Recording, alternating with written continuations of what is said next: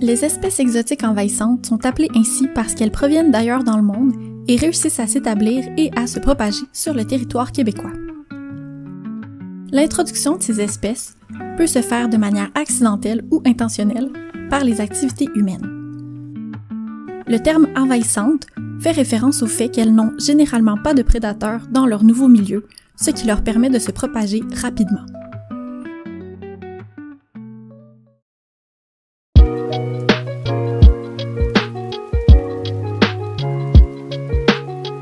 Dans cette capsule, nous prenons l'exemple de la châtaigne d'eau, une plante aquatique exotique envahissante qui est dommageable pour les milieux dans lesquels elle s'établit puisqu'elle recouvre de grandes surfaces d'eau et se répand rapidement.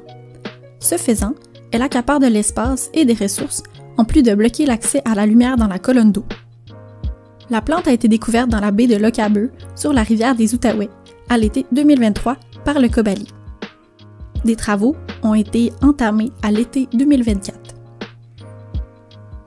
Il est difficile, voire impossible de contrôler ou d'éliminer une espèce exotique envahissante. On mise alors sur la prévention afin d'en éviter la propagation.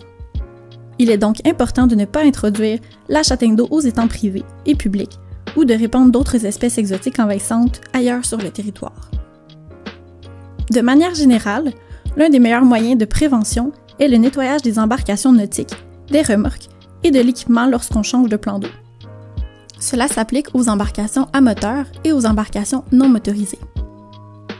Il est également important d'éviter de naviguer dans les herbiers de plantes aquatiques car on risque de favoriser leur propagation en sectionnant ou en déplaçant certains plants.